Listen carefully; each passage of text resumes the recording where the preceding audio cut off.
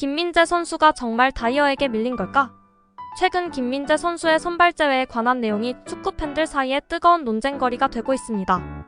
오늘은 이 부분에 대해 이야기해보려고 하는데요. 시작하기 전에 구독과 좋아요 부탁드립니다. 바이에른 뮌헨의 김민재 선수가 챔피언스리그 16강전 라치오와의 경기에서 선발 제외되며 교체 출전조차 하지 못해 대한민국 축구 팬들의 큰 우려를 낳고 있습니다. 게다가 김민재 선수를 대신해 선발 기용된 선수로 인해 이건 자존심 문제다 라는 반응들이 쏟아지고 있는데요. 한간에서는 손흥민 선수가 인터뷰에서 언급했던 독일 분데스리가에서 자행되고 있는 뿌리 깊은 인종차별이다. 김민재가 인종차별을 받고 있다라는 반응들까지 쏟아지고 있습니다. 김민재 선수를 대신해 선발로 기용된 선수는 잉글랜드 프리미어리그 토트넘에서 손흥민과 한솥밥을 먹던 에릭 다이어인데요. 다이어는 토트넘에서 좋지 않은 팀워크와 경기력으로 선발은 물론 후보 명단에서 조차 이름을 올리지 못했던 선수입니다. 2023년 당시 잉글랜드 프리미어리그 최초 아시아 출신이며 호주 출신 감독으로 큰 논란과 우려 속에 선임된 후 단숨에 명장의 반열에 올라선 현 토트넘의 감독인 포스테코글루 감독이 최고의 팀워크를 만들기 위해 손흥민 선수를 캡틴으로 선임하는 파격적인 결단과 함께 내려진 극단적인 처방이 바로 당시 유력한 캡틴 후보라 자칭하며 팀의 고인물 행세를 하던 에릭 다이어를 명단 제외시켜버린 것이었습니다. 그런 에릭 다이어를 바이에른 뮌헨이 중앙 수비수 자원 부족으로 오버페이스를 감행하던 김민재를 위해 교체 자원으로 영입해왔으나 이 역시 토트넘의 고인물 중 하나였던 현 바이에른 뮌헨의 최고 공격수 해리 케인의 강한 추천이 있었다는 비화가 있을 만큼 논란의 영입이었습니다. 그런 에릭 다이어에게 김민재 선수가 선발 출전의 자리에서 밀려난 상황이니 대한민국 축구 팬들의 충격과 우려는 당연한 것이라 할 수 있겠습니다. 더욱 이해가 안 되는 것은 김민재 선수의 경기력이 떨어졌거나 문제가 있어서가 아니기 때문입니다. 독일 언론 키카에서 김민재를 당장 빼고 에릭 다이어를 넣어야 한다 라는 말도 안 되는 기사가 나온 후 이루어진 변화라서 팬들의 인종차별 논란은 나름 이해가 되고도 남습니다.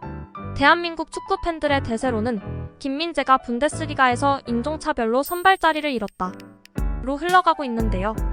정말 김민재는 에릭 다이어에게 선발 경쟁에서 밀린 것일까요? 바이에른 뮌헨의 감독 투헬은 경기 후 인터뷰에서 김민재의 선발 제외에 관해 김민재의 경기력과는 상관이 없다라고 말했습니다. 이 말은 매우 중요한데요. 사실 최근 명장의 반열에 있던 투헬의 바이에른 뮌헨은 최악의 경기력으로 많은 비난을 받아왔습니다. 여러가지 전술적 시도와 변화에도 좀처럼 감을 잡지 못하고 투헬 감독의 이미지와 팀 내 신뢰는 바닥으로 치닫고 있었고 이로 인해 챔스리그 16강 라치오와의 경기는 그의 바이에른 뮌헨에서의 감독직이 걸려있다고 할 만큼 중요한 경기였습니다. 여기에서 투헬은 1차전 승리로 무승부만으로도 8강에 진출할 수 있는 유리한 위치를 선점한 라치오가 수비 라인을 내리고 중앙으로 진영을 모아 지키기 전술을 시전하자 상대의 비어있는 양쪽 측면을 공략하기 위해 수비수를 3명으로 줄이고 양쪽 측면으로 긴 패스와 방향 전환하는 패스를 통한 측면 수비 뒷공간을 공략하는 극단적인 공격 전술을 꺼내들었는데요. 이를 위해 3백 수비수를 활용한 롱패스 빌드업을 시전했습니다. 이에 가장 적합한 수비수는 에릭 다이어라는 결론을 내렸는데요. 에릭 다이어는 느린 발과 민첩성, 좋지 않은 수비력 등으로 비판을 받는 선수지만 유일한 장점으로 꼽히는 것이 바로 정확한 롱패스입니다.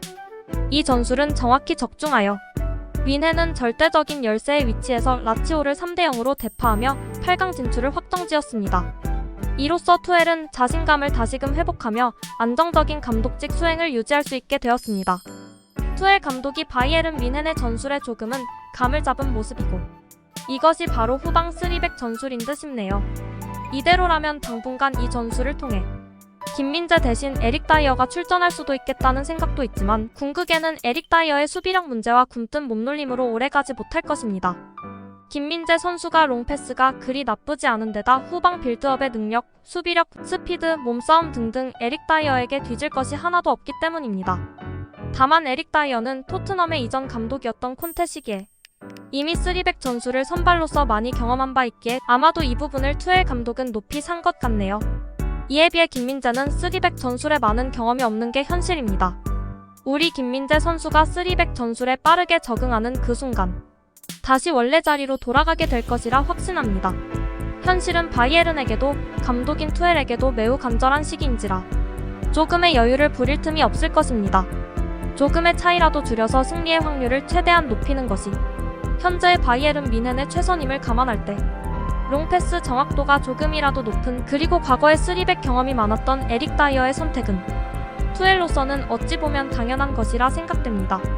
또한 김민재 선수, 이제 한 경기 선발 제외입니다.